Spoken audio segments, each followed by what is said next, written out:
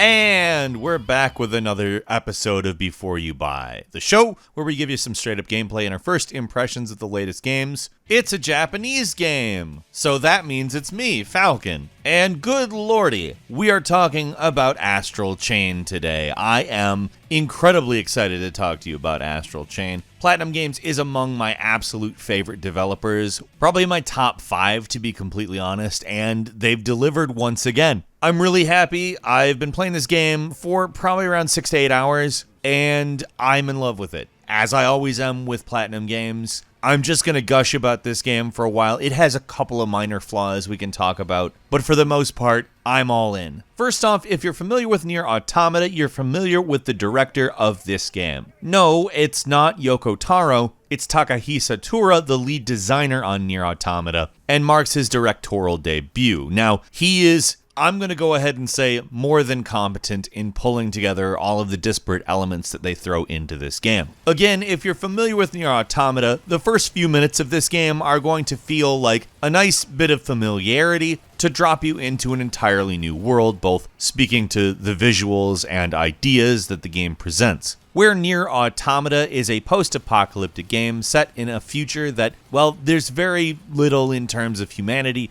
to avoid spoilers, but Astral Chain is set in the year 2078, with humanity up against a wall. The planet has become unlivable, and humanity is holed up in this megacity that they've decided fairly unoriginally to call the Ark. You are an officer on a special forces unit called Neuron who fights chimeras, monsters that have come from the astral plane, another dimension. You're actually a new recruit, child of the captain of this special unit, and again, I'll be working to avoid as many spoilers as possible, but you get your introduction to the unit through quite a trial by fire, so to speak. You learn that in fighting chimeras, you cannot really see what you're fighting. They're monsters from a different dimension that are more or less invisible, unless you are able to sync with your own form of a chimera called a Legion. Now, what's so great about the Legion is that it's a sort of dual character. It acts as kind of a tool, but also kind of a second thing that you're controlling. And the Astral Chain works to bond yourself and the Legion. There are a number of things you're able to do with the chain itself, from disabling an unruly civilian who's fighting with somebody else, to outright tying up or slingshotting enemies. And Legion actually adds a very large amount to the battle system on account. Otherwise, it's fairly simple. There's an attack, there's a dodge. You can switch between melee weapons and a pistol,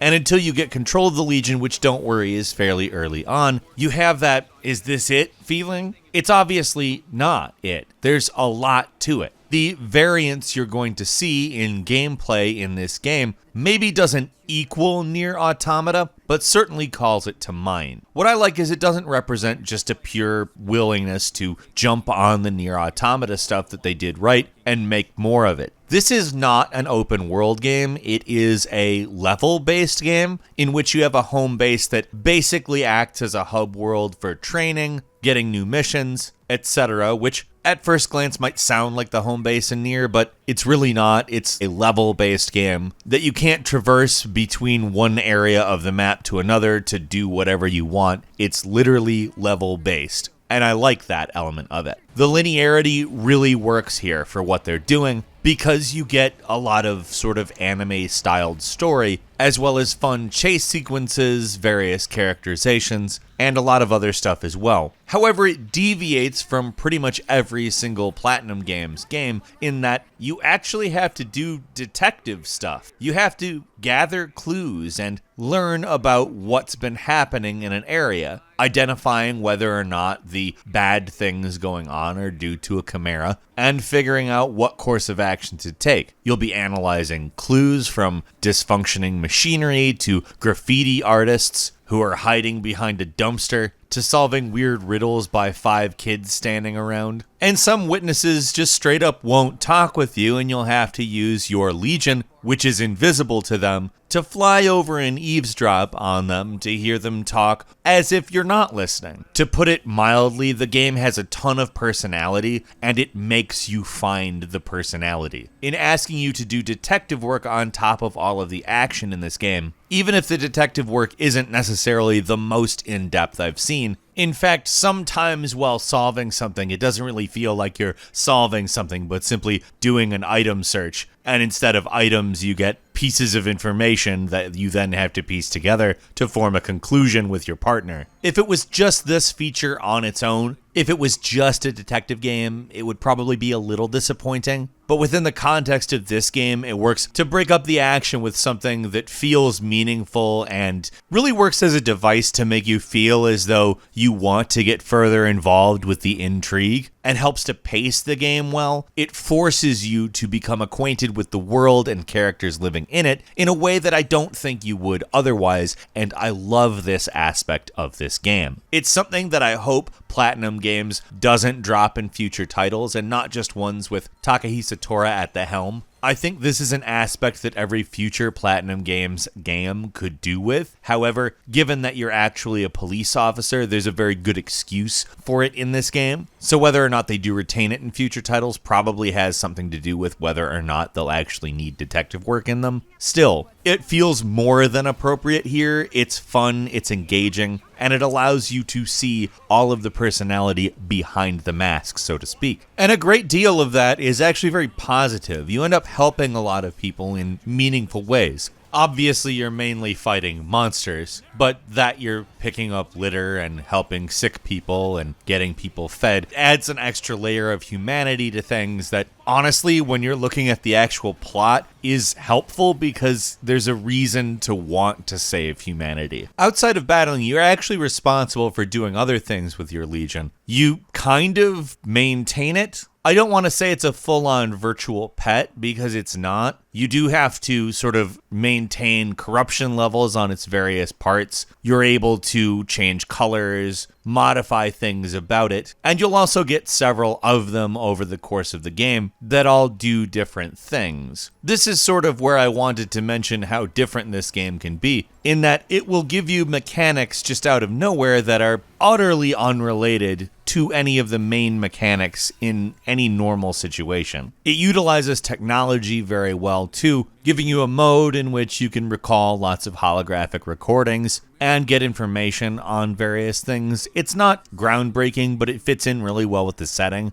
And there's some outright major goofiness that happens at times that I very heavily enjoy. My minor criticism for the game, in fact, is that it starts you off in a really high-octane, fast situation that develops quickly, and when you really get freedom to roam around the base for the first time, you basically have to learn everything about the game through a bunch of dialogue and prompts and a big dog, a big mascot dog. It's kind of the only thing that really slowed the game down for me in the time that I've played it, though I'm going to have to go ahead and say I imagine as I continue to go, there's probably going to be different things that I end up seeing. I would say it's established a fairly well-rounded loop from where I am right now. Admittedly, I have a long ways to go in the game. However, I have found myself more than happy to sort of stop and smell the roses. And for the most part, the game has really rewarded me for doing these things. I've ended up with an excess of items, and I've seen stuff that I probably wouldn't have if I weren't searching every square inch of the map. Utilizing your Legion's abilities also helps a lot with traversal. You'll jump back and forth between platforms with ease and end up slicing stuff in half using the Legion. And again, as you get more Legions, as I said, you'll most likely end up finding a lot more puzzles that have to do with the specifics of your Legion. In every respect, this is a game that takes about 100 different angles. Now, that may not be as many angles as its predecessor, Nier Automata, which I would say maybe takes 150, but 100 is more than enough. I would almost even say that in some respects the gameplay comes off a little more cohesive, in that all of the various aspects of it feel themed properly given who you are and what your goals are. It's a bit less open-ended, but it actually thrives thanks to the focus that has to be committed to it, though if you're expecting something that's just like tonally consistent throughout the entire thing, you won't get it. There are times of intense melodrama and times of intensely absurd silliness. It's everything I want out of a Platinum Games game, and I've got so much left to play. I'm just excited about it. I probably fell in love with the game about a half hour in, and it hasn't let go of me since that point. Like I said, I'm probably about 8 hours in. I'm under 10 hours in for sure, but I lost track of time while playing, and frankly, that's great. The game should make you do that. I felt immersed, I felt involved, and I want more. I think you should definitely buy this game if you're even vaguely interested in Platinum Games,